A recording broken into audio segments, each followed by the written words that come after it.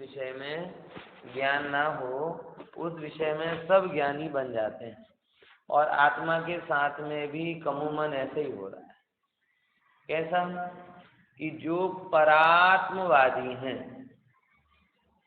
परात्मवादी कि पर को आत्मा मानते, अब वो सारे लोगों को आत्मा शब्द की तो खबर, लेकिन भाव भाषण नहीं।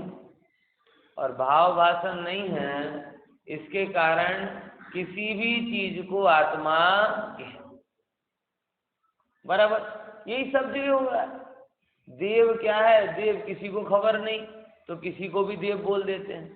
अब देव सुना तो है सबने कि नहीं भी भगवान होते हैं, इसलिए किसी को भी भगवान बोल देते हैं। गुरु होना चाहिए, सबने सुना तो है, लेकिन नक्की नहीं है, तो किसी को भी बोल देते हैं गुरु। ये सब जगह हो रहा है कि जब आप किसी चीज का एक ऑब्जेक्टिव स्वरूप नहीं समझते हैं, तब आप सब्जेक्टिव हो जाते हैं, और सब्जेक्टिव हो जाते हैं तो कई बार सही चीज पकड़ते हैं और कई बार गलत को भी सही समझ लेते हैं। बराबर ख्याल में आया कि नहीं? इसीलिए हमेशा जिनवाणी का अध्ययन बहुत महत्वपूर्ण है। क्योंकि क्या कहें, मैंने तो ऐसा देखा है कि जानबूझकर लोग ज्यादा धर्म की चर्चा नहीं करते, क्योंकि ज्यादा सही बता दिया तो चक्कर में अपन ही पड़े। सो कॉल्ड गुरुओं से अपेक्षा नहीं बताए करी जा सकती कि वे आपको गुरुओं का सही स्वरूप बताएं। जो खुद आडंबर और राग रंग और विख्यात और ढोंग में पड़े हुए हैं, उनको ये नहीं बताए अपेक्षा रख सकते कि वो बीतरागता धर्म है, इसका शंखनाद करे, क्योंकि सबसे पहली उंगली किनकी तरफ उठेगी? उनकी तरफ। वो लोग तो यही कहेंगे कि नहीं भैया बस तुम जो कर रहे हो बहुत अच्छा कर रहे हो, और बढ़िया करो। बात है कि नहीं? यही समझना, यही समस्या आत्मा के बारे में। तो यहाँ आत्मा के बारे में जो जो गैर मान्यताएं हैं, विपरीत मान्यताएं हैं, कुन आचार्य देव ने उन मान्यताओं को लिखा और अमृतचंद्र आचार्य देव ने उनकी व्याख्या भी की। और उन मान्यताओं में एक पहली मान्यता थी जिसे अपन अध्यवसान। कौन सा? अध्यवसान। देखो मैं अध्यवसान पे चर्चा करना था और बीच में क्लीव पने पर अटक गया समझे कि नहीं समझे? देख यहाँ तो बात पहले नंबर पे क्या मानते हैं? ये 39वीं गाथा में बता रहे हैं, जीवम अध्यवसानम, जीव को अध्यवसान मानते हैं। तो अध्यवसान क्या है समझ आते हैं। देखो जो અહીંયા કહે છે, કોઈ તો એમ કહે છે, ચોથી લાઈન જો, કોઈ તો એમ કહે છે સ્વાભાવિક અર્થાત स्वयमेव उत्पन्न थયેલા राग द्वेष बड़े मेलू जे अध्यवसान अर्थात मिथ्या अभिप्राय सहित विभाव परिणाम ते जीव छे। कारण के जेम કાળાપણાથી અન્ય કોઈ જુદો કોલસો નથી જોવામાં આવતો નથી, તેમ એવા અધ્યવસાનથી જુદો अन्य कोई आत्मा જોવામાં આવતો जो समझो। इसको मैं थोड़ा सा आपको आधुनिक परिप्रेक्ष्य में बताऊं। आज के समय में बहुत सारे लोग ये होते हैं ना, मनोवैज्ञानिक वगैरह लोग, ये सब लोग एक बात बार बार कहते हैं। कौन सी?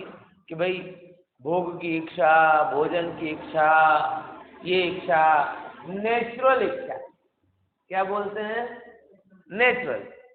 क्योंकि उन्होंने क्या देखा कि जगत में जितने भी जीव हैं वो सब भोग में पड़े हैं, भोजन में पड़े हैं, भय में पड़े हैं, परिग्रह में पड़े हैं। इसीलिए उन्होंने उस अनादि के अध्यवसान को ही जीव माना। बराबर। बहुत बड़ा एक मनोवैज्ञानिक है जिसका नाम आपने शायद सुना हो। कौन से? Sigmund Freud. सिगमंड फ्राइड सबसे बड़ा नाम है मनोविज्ञान में, और 19वीं शताब्दी का सबसे बड़ा साइकोलॉजिस्ट है। वो बार बार ये कहता है कि मनुष्य अंदर में पशु है, और जिनवाणी अंदर से कहती कि मनुष्य या जीव अंदर से परमात्मा है। आप बताओ, वो अंदर में गया तो उसे पशुता दिखाई दी। देखो हम लोगों से तो अंदर उतरा वो, ऐसा नहीं कि अंदर नहीं उतरा। हम कई बार बाहरी वृत्तियों पर रहते हैं, उसने मन के अंदर के ताने बाने को बहुत झांका और उसके बावजूद भी उसने देखा कि अंदर में वासनाओं के अलावा कुछ नहीं। बराबर। और आचार्य भी अंदर उतरे और आचार्य कह रहे कि अंदर में प्रभुता के अलावा कुछ नहीं। तो ये तो देखने की बात है। वो जहां तक पहुंचा वहां उसे पशुता दिखाई दी और आचार्य भगवान जहां तक पहुंचे वहां उसे प्रभुता दिखाई। आई कि नहीं ये बात समझ? वो गलत नहीं था, ईमानदार था।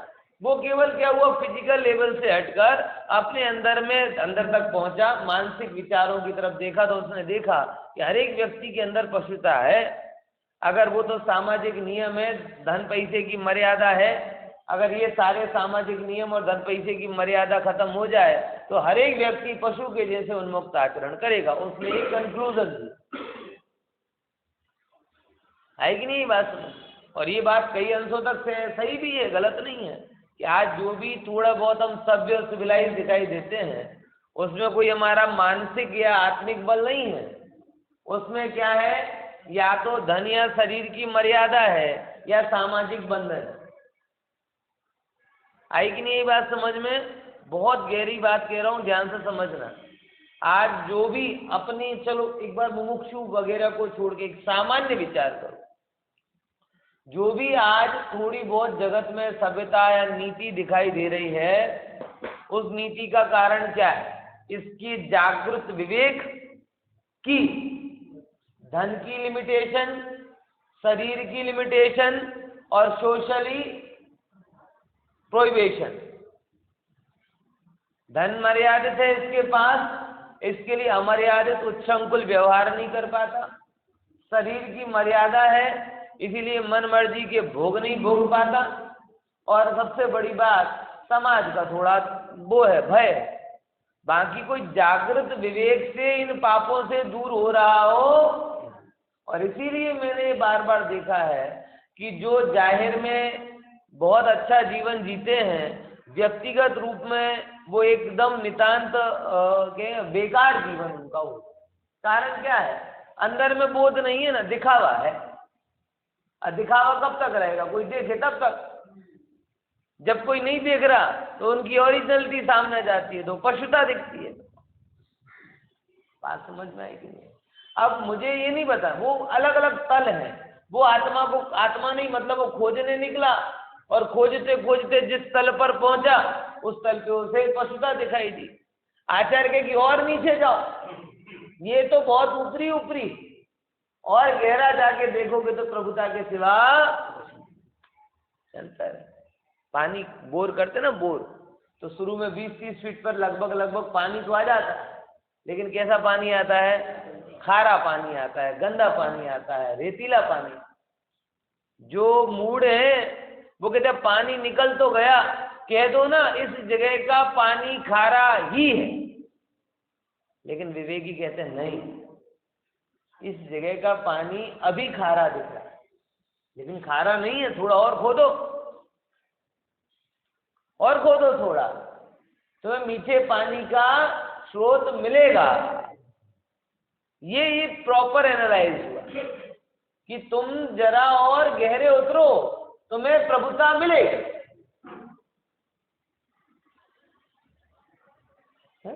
अब समस्या वो है कि जिसने पानी को, जो थोड़ा बहुत खोदने पर पानी मिला और वो पानी खारा था, और उस खारेपन के कारण किसी ने ये कह दिया कि ये जगह का पानी खारा ही है अथवा पानी खारा ही होता है, तो वो निर्मल पानी की खोज करेगा क्या?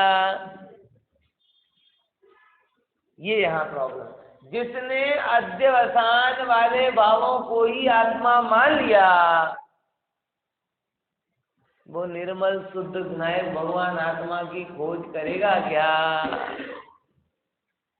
बताओ, नहीं करेगा भाई, नहीं करेगा। ये हो रहा है। अब जब से ये मनोविज्ञान ने ये भोग की इच्छा को, परिग्रह की इच्छा को, ये देखो बहुत बड़ा एक सामाजिक रूप से पतन हो गया।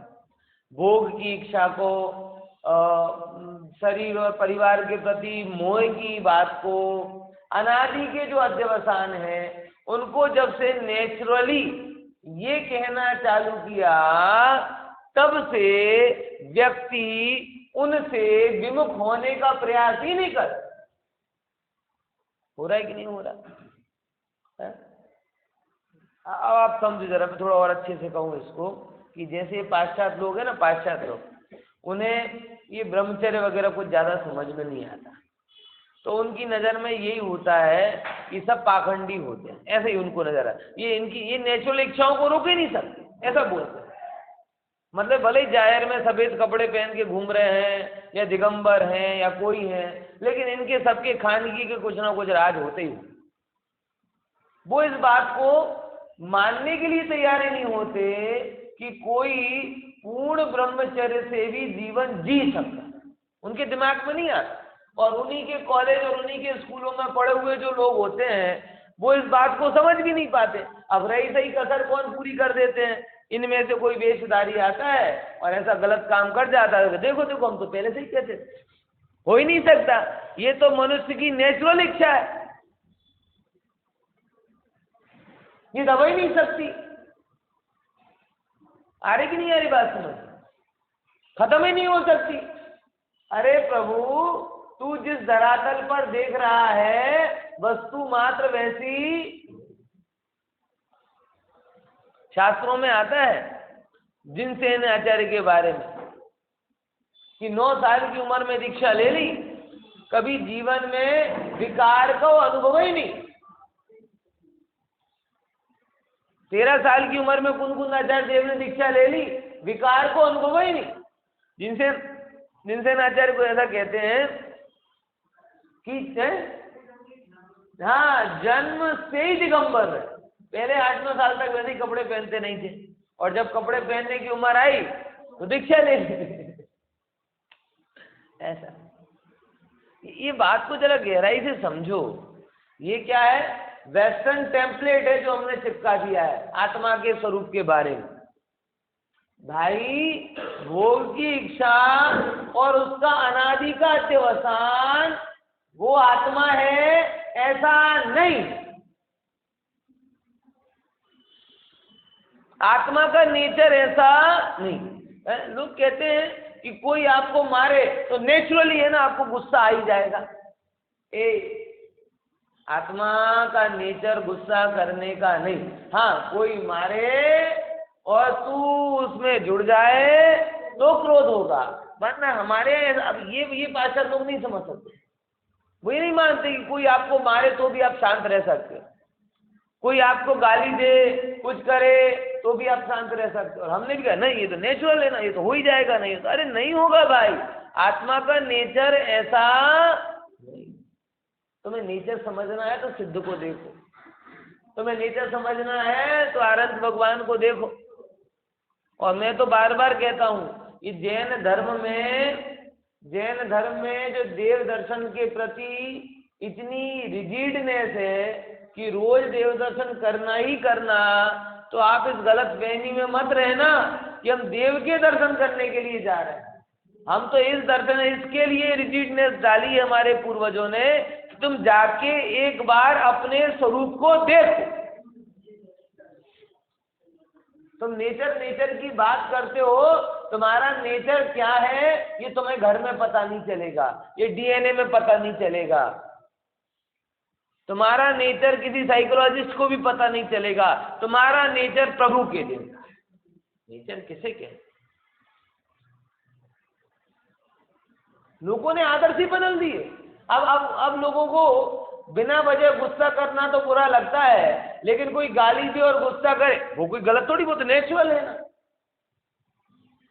है अनीतिपूर्ण भोग बुरे लगते हैं, लेकिन नीतिपूर्ण वो तो नेचुरल है ना।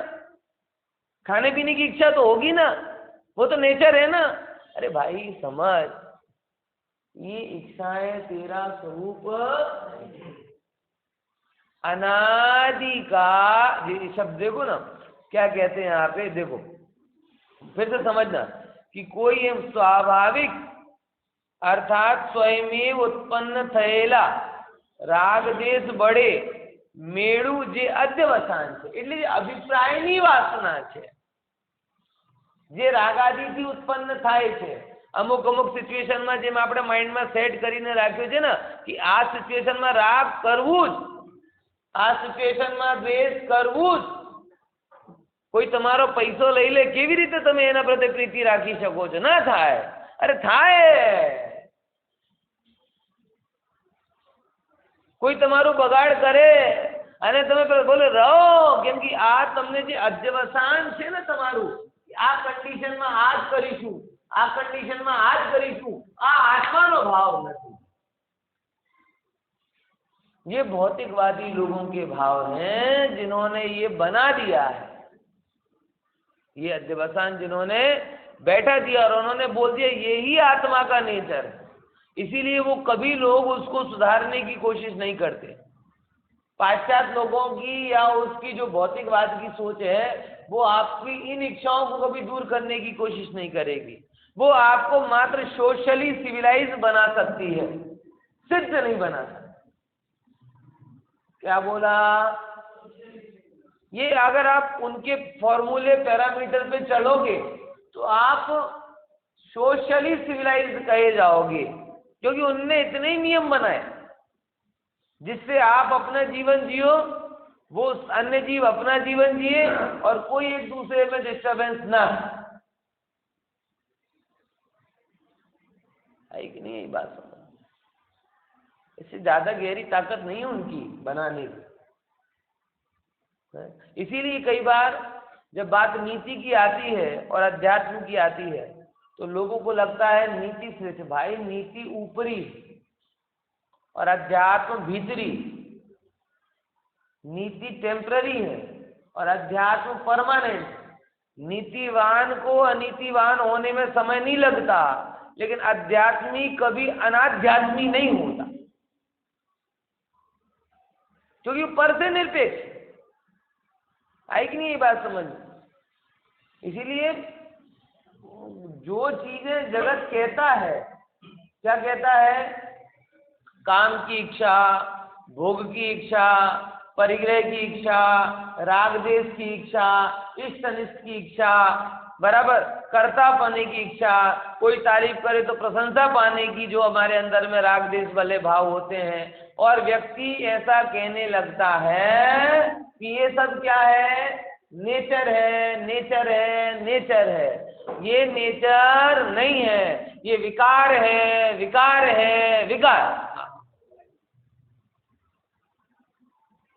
आत्मा का स्वभाव ऐसा नहीं. आप समझो इस बात को. और स्वभाव नहीं है ये कहकर क्या सिद्ध करना चाहते? विभाव. और विभाव है ये कहकर क्या सिद्ध करना चाहते है? विभाव है तो अभाव किया जा सकता है, सिद्धि ये करनी. क्या बोला फिर से? ये सब स्वभाव नहीं. लोग क्या कह रहे? ये स्वभाव. ऐसा नहीं है, स्वभाव नहीं है, अध्यवसान. मतलब जो गहरा अभिप्राय पड़ा हुआ है, लोग कह रहे ये स्वभाव है. धन की लालसा, ये लोगों को लगता है स्वभाव. अगर आप अपने धन ज्यादा कमाने की इच्छा रख रहे हो तो कोई गलत नहीं है, ऐसे कहेंगे लोग. ठीक है, आपको ज्यादा कमाने की इच्छा नहीं है, कोई गलत नहीं है. हाँ, बस इतना करो, अनीति से मत कमाओ.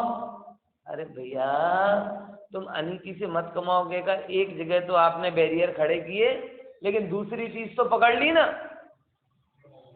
कमाने की इच्छा. और कमाने की इच्छा में जीवन गंवाने की इच्छा ऑटोमेटिकली शामिल. क्या बोला?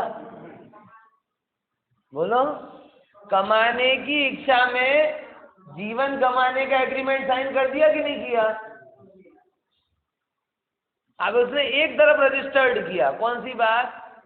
कि अगर आपको कमाने की इच्छा है तुम गलत नहीं हो, सबको होती. कोई क्या बोलेंगे? सबको होती है.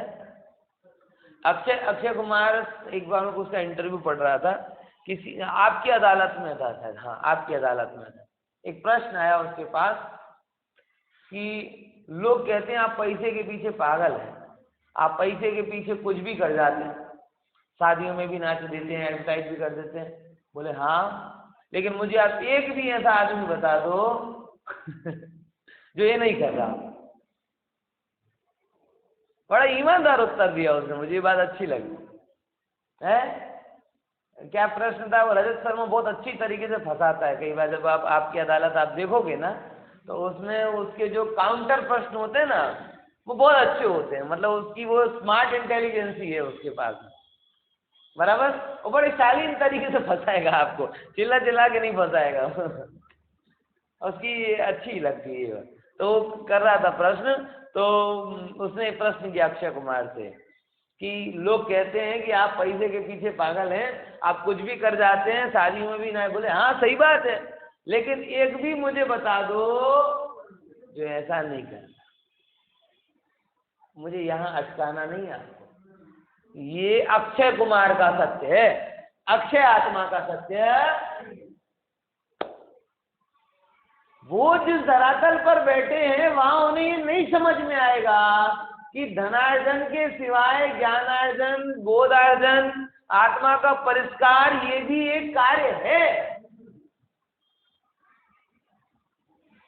उन्हें इतना ही समझ में आएगा कि भाई जीवन मिला है, आप शादी करो, बराबर, अपने परिवार को बढ़ाओ और फिर पूरा जीवन परिवार की सुख सुविधाओं के लिए लगाओ। उनके जीवन की समाज, क्योंकि आत्मबोध कितना है, इतना आत्मबोध। आत्मबोध मतलब क्या हुआ उनका कि ये मैं शरीर है, आत्मबोध, ये परिवार, ये मेरे अपने, और इनकी सुख सुविधा वो मेरे का जिम्मेदारी। तो इस आत्मबोध के कारण, देखो मैं क्या शब्द बोल रहा हूं, किसके कारण? इस आत्मबोध, इस विपरीत आत्मबोध के कारण ये सोचने की। विपरीत आत्मबोध मतलब परात्मवाद। परात्मवाद मतलब पर को आत्मा मानना। इसीलिए व्यक्ति ये नहीं समझ पा रहा, और पूरी समाज में इस बातों को फिक्स कर दिया है। पहले भी लोगों के मन में थी, लेकिन लोगों को दिशा निर्देश करने वाले 100, 500, 1000 में से एक आध जो व्यक्ति होते थे, वो एक आध ऐसा होता था जो इस बात पर टकोर करता था। तो इच्छा रूप रहती थी, सिद्धांत रूप नहीं बनती थी। पहले और आज के में अंतर क्या हुआ कि जो अपने विजनर पर्सन थे पहले के समय के, उन विजनरी पर्सनों में कॉन्सेप्ट क्लियर था। तो हम अपनी इच्छा के कारण उनसे कोई बात कहते थे तो वो अपने विजन के कारण, अपने सिद्धांत के कारण क्या कर देते थे, उसका कारण, अरे भाई ये थोड़ी तेरा स्वभाव है, तू तो परमात्मा है। मतलब ये कितने गहरे सिद्धांत अपने आप में पड़े। कल मैं ऐसे ही वो एक जगह गया था, वो पतंजलि की शॉप है ना, तो वहां पे वो कोई चीज लेने गया था, क्या लेने गया था, कुछ लेने गया था, याद नहीं आ रहा क्या लेने है ना। तो वो लेने गया था, तो वो दे दी और बात कर रहा, मैं वस्तु खरीद रहा, और कोई कह रहा था कि सेठ हूँ, तो वो क्या कह रहा था, देखो साहब मारवाड़ी में बात कर रहा था कि हूँ तो 1000 हाथ वाड़ा एक सावरिया सेठ ने सेठ गणू, बीजो कोई नु सेठ गणतो नहीं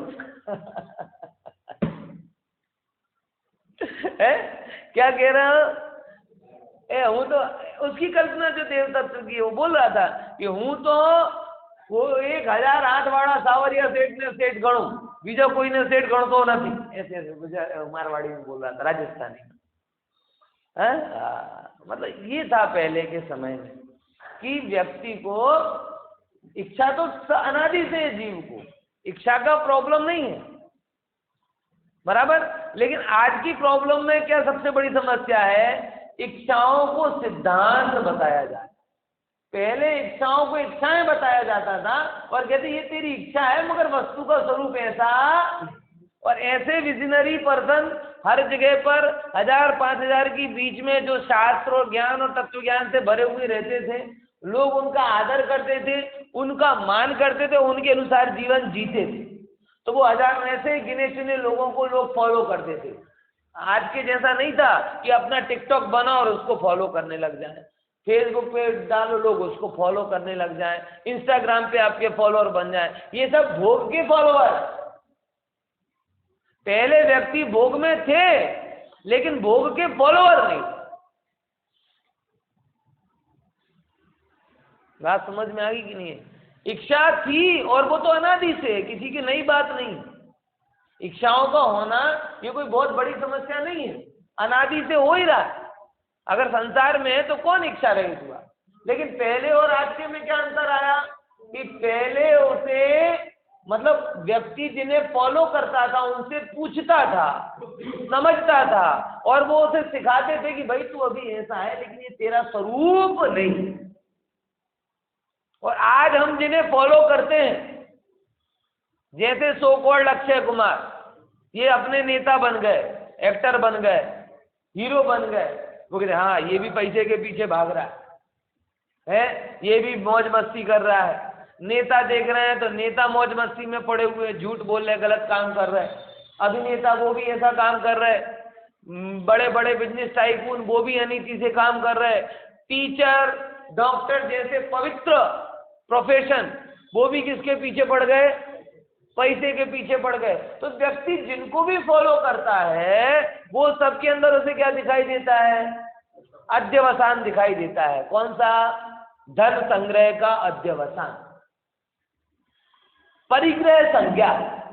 अब वो जिनको भी फॉलो करता है और बच के धर्माचार्यों के पास जाता है तो धर्माचार्य भी यही कहते क्या कि तुम पैसे कमाओ और 5-10% हमें दान दे जाओ, कथा कराओ, 5 लाख रुपए लेकर आ जाओ। तो उसके मन में बात क्या बैठ गई कि सभी लोग धन के पीछे पड़े हैं, मतलब यही आत्मा, ये नेचर है। ये क्या हो गया फिर? बस अब जैसे ही ये लगा नेचर तो वैसे ही अपराध बोध खत्म। आई कि नहीं ये बात समझ में है? क्या बोला? जैसे ही क्या लगा, देखो एक सिंपल बात हो, अपना कोई अगर जैसे एक आध मेरा व्हाइट बाल जैसे आ गया हो, बराबर, अपने को लगता है ये विकार है। अब भूरिया कंट्री होती है उनमें पूरे के पूरे बाल व्हाइट होते हैं, उन्हें विकार नहीं लगता, बुराई नहीं करते। करते क्या? करते भी होंगे तो क्या फर्क पड़ता है, लेकिन जनरल बात कह रहे हैं कि कौन करता होगा कि जिसे कुदरती रंग नहीं दिखता हो। समझ में आया? जिन्हें कुदरती रंग नहीं दिखता हो, बराबर, वो लोग उसे क्या मानेंगे? विकार के रूप में गिनेंगे।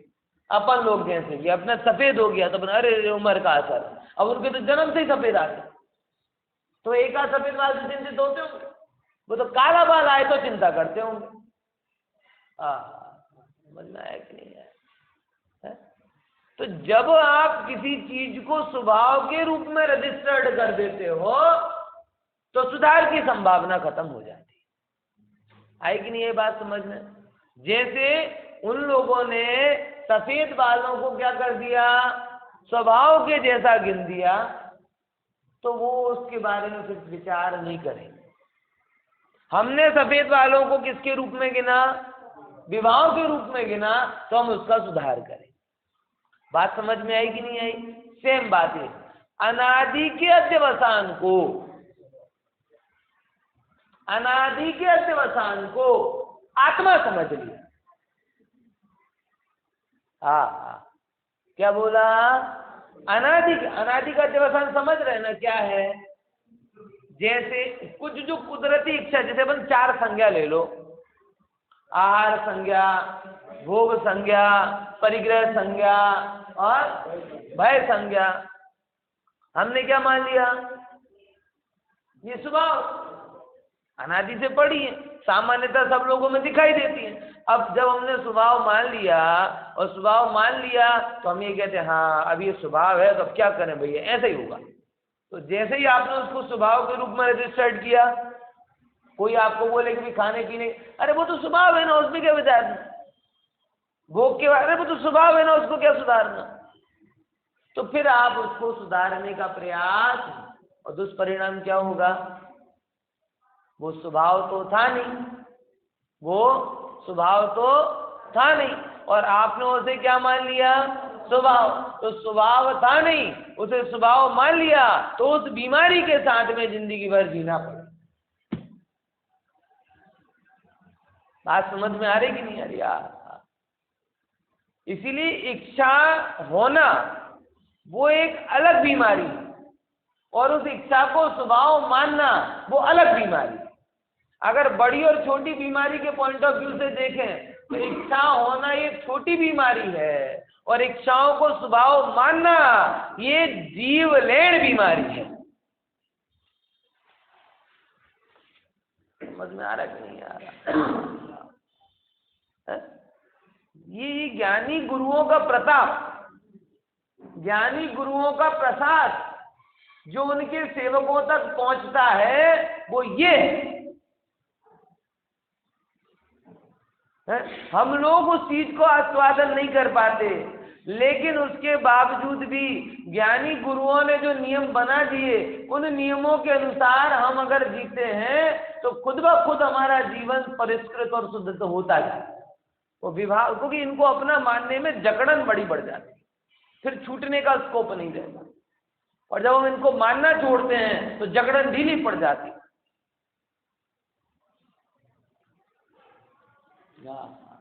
आई कि नहीं बात समझ? इसीलिए हे प्रभु, कभी भी इन मनोवैज्ञानिकों के झांसे में मत आना, इन भोगियों के झांसे में मत आना, जो आपकी अनादि की इच्छाओं को, अपन कहे कि अनादि के विकारों को, अनादि की बीमारी को आपका स्वास्थ्य बता देंगे, बढ़ा देंगे, और रजिस्टर्ड कर दिया मतलब कभी आप सोचोगे ही नहीं, वो उसके बारे में आपको कोई विचार ही नहीं आएगा कि मुझे करना। ये कुन आचार्य देव कह रहा है, इसलिए एग्जाम्पल भी कैसा दिया, अनादि को कह लोगों कैसा कि जैसे कोयले को है क्या, देखो जेम के काला पणथी अन्य जुदो कोई कोलसो જોવામાં આવતો નથી, तेवो जो आप कोई क्या कोयला, कोयला है ना, कोयला, कोयला कैसा है साहब? है। अब सही बात है, कोयला काला है, अरे उसकी पूर्व पर्याय देखो, लकड़ी थी, लकड़ी काली थी क्या? उसकी आगे की पर्याय देखो, राख सफेद है, वो काली थी क्या? तो अगर उसके बारे में अगर आपको एनालाइज करना है तो मात्र कालेपन को देखकर तो आप नहीं कर सकते ना। त्रिकाल सत्य और तत्काल सत्य दो में अंतर है कि नहीं? अभी मैंने बोला कोयला काला है, आपने बोल दिया हाँ, लेकिन इसकी पूर्व पर्याय देखो, कहाँ कालापन, आगे की पर्याय देखो, कहाँ कालापन, आगे की अनंत पर्याय आएंगी उनमें देखो, पुरानी अपनी अनंत पर्याय आएंगी उनमें देखो, ये कालापन तो क्षणिक है। ऐसे यहाँ पे कह रहे, अभी आप अपने आप को कोयले के जैसा काला देख रहे हो, तो आचार्य कहते भूत में तो भले ही काले थे, वो ठीक बात है, लेकिन हम तो तुम्हें भविष्य में निर्मल सिद्ध देख रहे हैं। बोलो, तुम्हें क्रोधी दिख रहा, भोगी दिख रहा, लोभी दिख रहा, कामी दिख रहा, ये दिख रहा, वो दिख रहा, भगवान के नाम सिद्ध दिख रहा। बोलो, बोले हमें नहीं दिख रहा, तो तुम्हारी समस्या, हमें तो दिख रहा है ये कोयला कल जलेगा और परसों राख बन जाएगा, बराबर, और निर्मल स्वच्छ डबल हो जाएगा, स्वच्छ करने वाला हो जाएगा, स्वच्छ तो हो ही जाएगा, और गजब है कि नहीं? अभी कोयला लग जाए तो गंदा, और राख से तो पहले बर्तन धोते थे, है? अब मिलती नहीं ना, धोना तो हमें भी है। हाँ, आया कि नहीं आया? ख्याल में आया? ये बात समझना जरा, तुम वर्तमान पर्याय को देखकर कहते हो ये कालापन इसका स्वभाव है, और हम त्रिकाल विभव को देख के देखते हैं कि कालापन तो रत्ती मात्र है और स्वभाव तो सिद्ध के। ये अंतर। तुमने उस कोयले को घिसा, और कोयले को घिसोगे तो कालापन, तुम वर्तमान की इच्छाओं को घिसोगे तो क्या दिखेगा? कुछ नहीं दिखेगा, है? कोयले को घिसोगे तो कालापन ही दिखेगा, लेकिन स्वभाव मतलब वर्तमान मात्र थोड़ी होता है, स्वभाव तो त्रिकाल है। तो कोयले को त्रिकाल काला कहने से पहले उसकी त्रिकाल अवस्थाओं को जानना पड़ेगा। ऐसी आत्मा को कसाय वाला कहने से पहले आत्मा की त्रिकाल अवस्थाओं को जानना पड़ेगा। तो जैसे कोयले की त्रिकाल अवस्थाओं में लकड़ी है, राख है और अनंत पर्याय है, और अनंत पर्यायों के बीच में एक जड़ स्वभाव है, ऐसी आत्मा को विदग्ध बसान वाला कहने से पहले उसकी पूर्व की पर्याय, भविष्य की पर्याय जानना पड़ेगा, और उन पर्यायों में विराजमान एक चैतन्य स्वभाव की दृष्टि करनी। जो एक रहे वो आत्मा है।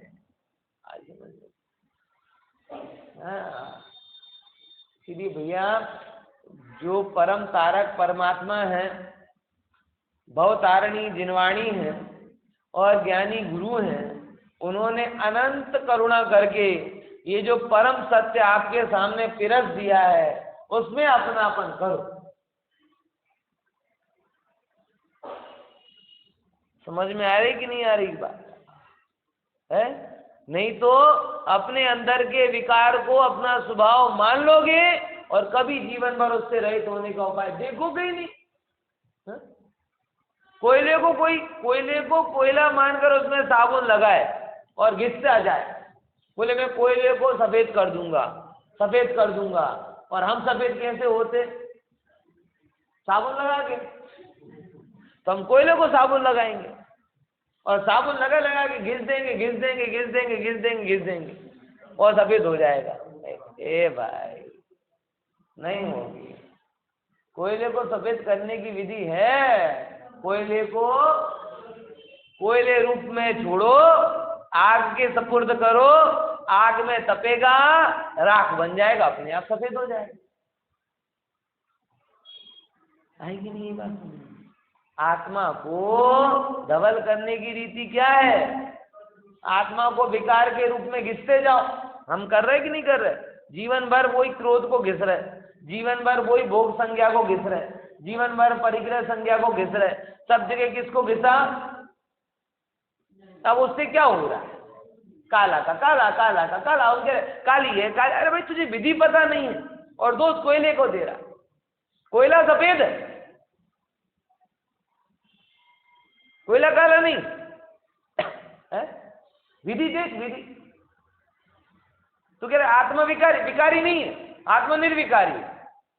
बोले हमने तो कोयले को घिसा काला देखा। बोले यही तो गलत किया, घिसेगा तो काला ही निकलेगा, भोगों की इच्छा में पड़ेगा तो दुखी होगा। ओह, तो कोयले को सफेद कैसे किया? अग्नि में जलाया। यदि आत्मज्ञान में समर्पित हो जा, तेरा विकार लिटरली निकल जाएगा और तू एकदम स्वच्छ निर्मल हो।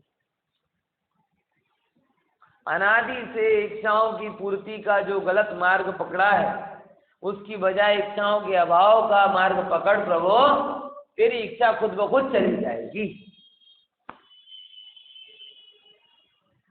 आएगी नहीं ये बात समझ में? कितनी अद्भुत है भाई, अद्भुत। विचार करना है ना।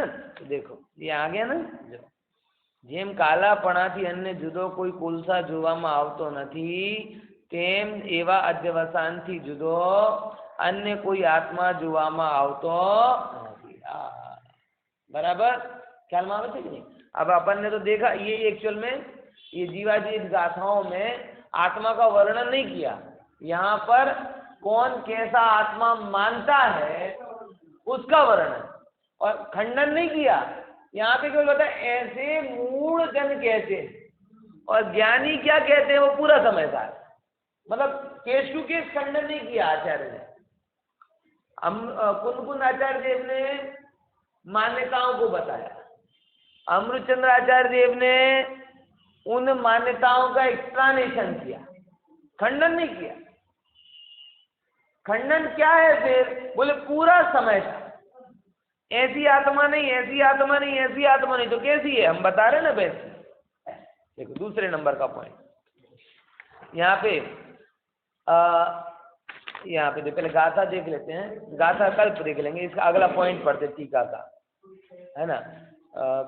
कोई कहे કે અનાદિ જેનો પૂર્વ અવયવ છે અને અનંત જેનો ભવિષ્યનો અવયવ છે, એવી જે એક સંસરણ રૂપ ક્રિયા તે રૂપે ક્રીડા કરતું જે કર્મ તે જ જીવ છે, કારણ કે કર્મથી અન્ય જુદો કોઈ જોવામાં આવતો નથી। जो अब यहाँ पे क्या कह रहे हैं कि कुछ ऐसा मानते हैं कि जो अनादि का संसरण हो रहा है, अनादि का संसरण, संसरण समझ रहे हैं ना, परिभ्रमण। अब परिभ्रमण का कारण क्या? अनादि का कारण। तो बोले जिसके कारण से हम इस संसार में घूम रहे हैं वही क्या है? वही जीव है। कर्म और कर्म की क्रिया वो जी, उसने भी वही किया कि टेम्पररी सत्य देखा। टेम्पररी सत्य में तो यही आया कि भाई ये जीव है, ये जीव किसी भी समय कर्म शून्य नहीं होता। होता है क्या? बताओ, कभी भी आप ऐसा कुछ होता है कुछ नहीं करते हो, है? कुछ ना कुछ तो करते ही रहते हो। इसमें इस लक्षण में कोई अव्याप्ति, अतिव्याप्ति, असंभव वाले दोष नहीं लगेंगे, क्योंकि हर जीव क्या कर रहा है? कुछ ना कुछ कर ही रहा है। अभी मैं बैठा हूं, मैं प्रवचन कर रहा हूं, आप सुन रहे हैं, घर जाके घर के काम करेंगे, दुकान धंधे पानी आजीविका के काम करेंगे, बराबर, फिर जाके आराम करेंगे, हैं? सोने रूप कार्य करेंगे, जागने रूप कार्य कर रहे हैं, उठने, यानी एक एक बात तो तय है, इसमें कोई गलत नहीं है कि जीव जब तक संसार में है तब तक कर्म शून्य नहीं होता। अब एक ने यही देखा, बोले कि ये उठता है तो भी कुछ करता है, बैठता है तो भी कुछ करता है, खाता है तो भी कुछ करता है, पीता है, मतलब करता ही रहता है, करता ही रहता है, करता ही रहता है। तो करना इस जीव का गुण है, और करने वाला तो जानने वाला आत्मा नहीं, क्या? करने वाला आत्मा। अब इसमें प्रॉब्लम क्या है? ये अंतर आ रहा है कि नहीं आ रहा? क्या है? करने वाला आत्मा, उसने क्या देखा? हर अवस्था में कोई न, और वो क्रिया एक नए कर्म बंध को करके नए कर्म की बुनियाद डाल रही, और वो नए कर्म के उदय में फिर से नया कर्म कर रहा, फिर नया कर्म से बंध रहा, और फिर नए कर्म की बुनियाद डल रही। तो भाव कर्म, द्रव्य कर्म, समझ रहे ना? आप एक क्षण के लिए भी शांत नहीं बैठ सकते। पूर्वकृत कर्म के उदय से कुछ ना कुछ आपको होगा ही। गुस्सा करना, क्रोध करना, मान करना, धंधे पानी, मतलब कुछ ना कुछ चले गए चले। तो उसने ये देखा कि ये ही जीव है। लेकिन इतना तो चल, इसकी समीक्षा कल करेंगे थोड़ी। इतना आया ना ख्याल में? सेकंड मान्यता ख्याल में ही ना, कि वो क्या कह रहा है? कौन है जीव? बोले करने वाला जीव। जैन धर्म कहता है करने वाला नहीं, जानने वाला भी। अब दोनों में अंतर क्या है ये जरा विचार।